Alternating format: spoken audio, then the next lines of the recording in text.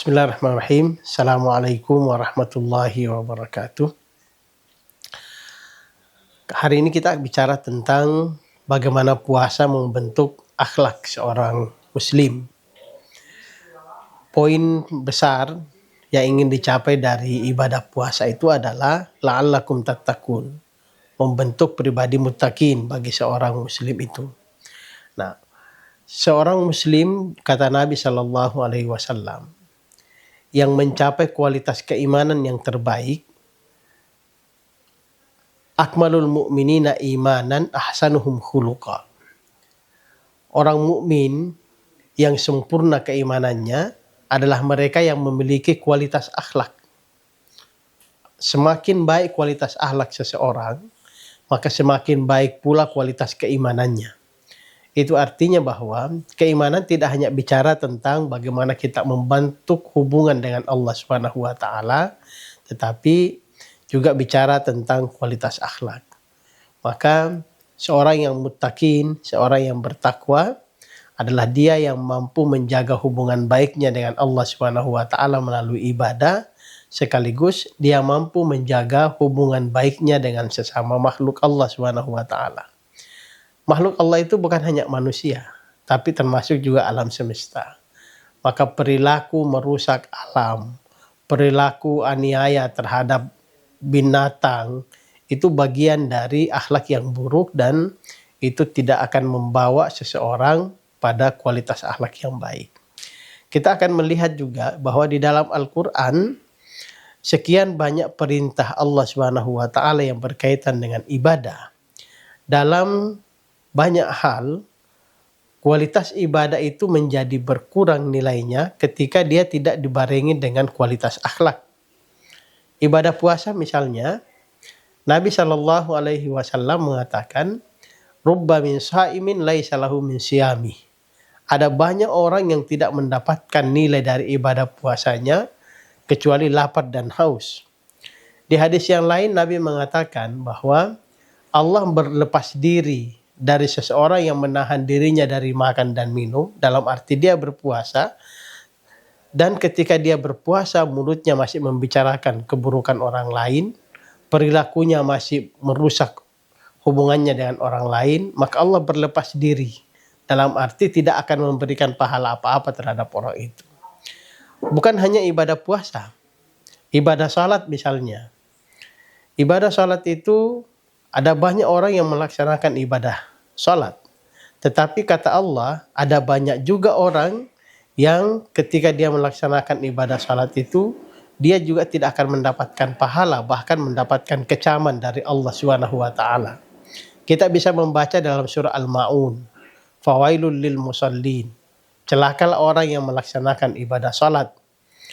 Dia melaksanakan ibadah salat, tapi pada saat yang sama, alladzina hum an salatihim sahun.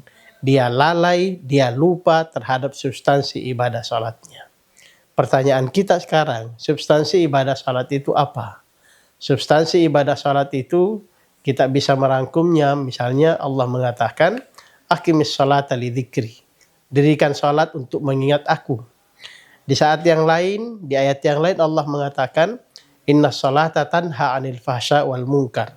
Salat itu harus mampu mencegah orang yang melakukannya dari dua keburukan, yaitu al-fahsya dan al-munkar. Al-fahsya itu adalah segala bentuk keburukan yang berkaitan dengan makhluk Allah. Jadi meskipun dia membangun hubungannya dengan Allah melalui ibadah salat, tapi dia gagal membangun hubungannya dengan sesama makhluk, dia gagal menampilkan karakter akhlak yang baik, maka ibadah salatnya itu, kata Allah, wailul lil musallin. Dia celaka meskipun dia salat. Begitu pentingnya akhlak. Nah, ibadah puasa ini melatih kita untuk itu. Melatih kita untuk membentuk akhlak. Benar bahwa ibadah puasa itu antara kita dengan Allah Subhanahu wa taala. Benar bahwa ibadah puasa itu adalah rahasia. Justru pada poin inilah kejujuran, ketulusan, menampilkan diri apa adanya menjadi poin besar dalam ibadah puasa itu. Semakin tulus kita melaksanakan ibadah puasa, itu artinya kita semakin jujur pada diri sendiri, semakin menghargai makhluk. Ibadah puasa juga melatih kita untuk memperbesar kualitas empati kita kepada sesama makhluk. Dalam sebuah hadis Nabi Shallallahu Alaihi Wasallam digambarkan sebagai pribadi yang sangat dermawan. Karena Nabi Shallallahu Alaihi Wasallam ajwadan nas wa yakunu ajwad fi Ramadan. Nabi itu adalah pribadi yang sangat dermawan dan menjadi lebih dermawan di bulan Ramadan. Artinya, kepedulian Nabi terhadap sesama makhluk, sesama manusia itu meningkat pesat di bulan Ramadan. Kualitas akhlak. Nah, karena itu kita berharap ibadah puasa yang kita laksanakan ini bukan hanya sekedar membuat kita menahan diri dari makan dan minum, berhubungan seksual, tetapi melatih kita bagaimana membangun empati, membangun kesadaran tentang kehadiran orang lain di sekitar kita. Dan itulah kualitas takwa. Maka secara umum, kalau kita berharap bahwa ibadah puasa ini akan melahirkan pribadi muttaqin, itu tidak hanya diukur dari apakah dia melaksanakan ibadah puasa selama Ramadan, tidak makan dan tidak minum, tetapi juga diukur dari apakah dia memiliki empati, apakah dia memiliki kesadaran tentang orang yang ada di sekitarnya, apakah dia memiliki kemampuan untuk berbuat baik kepada orang lain. Itulah inti ibadah puasa dan itulah inti dari sebuah ketakwaan. Dalam membangun kualitas takwa, kita bisa melihat dalam surah Al-Baqarah, misalnya Allah mengatakan, Laisal birra an tuwallu wujuhakum qibalal masyriq wal maghrib, walakinnal birra man amana billahi wal yawmil akhir wal malaikati wal kitabi wan nabiyyin wa atal mala ala hubbihi dzawil qurba wal yatama wal masakin wa ibnis sabil.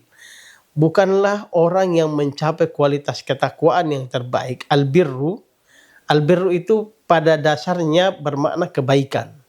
Tapi birrun itu adalah kebaikan yang tertinggi.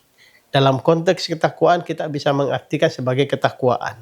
Dalam Al-Quran Allah mengatakan, Laisal birra an tuwallu wujuhakum qibalal masyriqi wal maghrib, walakinnal birra man amana billahi wal yawmil akhir wal malaikati wal kitabi wan nabiyyin wa atal mala ala hubbihi dzawil qurba wal yatama wal masakin wa ibnis sabil wasailin wa fir riqab wa iqamis shalah wa aqamas salata wa ataz zakah wal mufuna bi ahdihim idza ahadu was sabirina fil ba'sa'i wad dharra'i wa hinal ba's ulaika alladzina sadaqu wa ulaika humul muttaqun. Bukanlah orang yang mencapai albirru. Albirru itu pada dasarnya poinnya adalah kebaikan. Tapi kebaikan yang ditunjuk dengan kata albirru itu adalah kebaikan yang tertinggi. Maka itu bermakna at-taqwa. Maka bukanlah sebuah ketakwaan, bukanlah sebuah kebaikan yang tertinggi kalau Anda baru pandai menghadapkan wajahmu ke arah kiblat. Begitu pesan ayat itu. Walakinnal birra, tetapi orang yang mencapai kualitas kebaikan yang tertinggi itu pertama, man amana billahi wal yawmil akhir wal malaikat wal kitabi wan nabiyyin. Ada kualitas iman, ada kesadaran tentang keimanan dalam dirinya. Bukan hanya tentang kesadaran keimanan itu, tapi dia juga memiliki kesadaran berbagi dengan orang lain. Wa atal mala ala hubbihi dzawil qurba wal yatama wal masakin. Dia punya kerelaan berbagi dengan orang lain. Maka ketakwaan, kebaikan itu bukan hanya tentang hubungan kita dengan Allah, tapi juga hubungan dengan sesama manusia. Bahkan juga bukan hanya dengan sesama manusia. Dalam ayat itu kemudian diteruskan wa aqamas salata wa ataz zakah. Dia punya ketekunan di dalam beribadah. Ada keimanan dalam arti kesadaran. Ada kerelaan berbagi dengan orang lain. Ada ketaatan dalam melaksanakan ibadah. Dan yang keempat yang juga disebutkan dalam ayat ini adalah wal mufuna bi ahdihim idza ahadu was-sabirina fil ba'sa wadh-dharra wa hinal ba's. Dia punya kemampuan memanage dirinya sendiri. Dia punya kemampuan untuk mengelola dirinya. Sehingga ketika dia berjanji, dia memenuhi janjinya. Ketika dia ditimpa sebuah musibah, dia mampu mengelola dirinya sehingga tidak terjatuh dalam kesedihan yang mendalam. Ketika dia mendapatkan sebuah kebaikan, dia mampu mengelola dirinya sehingga tidak melangit, sehingga lupa terhadap daratan. Orang semacam ini yang Allah katakan, ulaikal ladzina shadaqu wa ulaika humul muttaqun. Itulah orang yang benar, itulah orang yang mencapai kualitas takwa. Maka takwa itu mengharuskan kita punya kemampuan itu. Keimanan kepada Allah, kerelaan berbagi dengan orang lain, ketekunan di dalam beribadah, sekaligus kesadaran, kemampuan untuk mengelola diri sendiri. Itulah orang yang bertakwa. Nah, ibadah puasa ini melatih kita tentang semuanya. Kita bisa melihat selama bulan Ramadan, ketekunan beribadah kita kepada Allah itu meningkat luar biasa. Mudah-mudahan kita semua mampu menjalani ibadah Ramadan ini dengan baik. Karena Nabi mengatakan, man qama Ramadan, man shama Ramadan, imanan wahtisaban ghufira lahu ma taqaddama min dzambi. Siapa yang melaksanakan Ramadan, mendirikan Ramadan, maka dia akan mendapatkan ampunan dari Allah Subhanahu wa taala. Ibadah Ramadan juga melatih kita untuk berbagi dengan orang lain. Ibadah Ramadan juga melatih kita untuk mampu menahan diri. Maka Nabi mengatakan dalam sebuah hadis, raja'na min jihadil asgar ila jihadil akbar. Kita pulang dari sebuah perang yang kecil menuju perang yang besar, yaitu jihadun nafs. Maka keempat-empat poin yang disebutkan dalam surah Al-Baqarah tadi itu kita sedang melatih diri selama bulan Ramadan ini. Pembentukan akhlak, pembentukan kualitas diri, dan itu berarti kita sedang menjalani terapi untuk menuju pribadi muttaqin yang terbaik. Ibadah Ramadan melatih kita untuk membentuk akhlak, melatih kita untuk bertekun diri dalam ibadah, dan itulah madrasah terbaik kita untuk menjadi pribadi muttaqin. Mudah-mudahan ini bermanfaat buat kita semua. Wallahu a'lam bishawab. Assalamualaikum warahmatullahi wabarakatuh.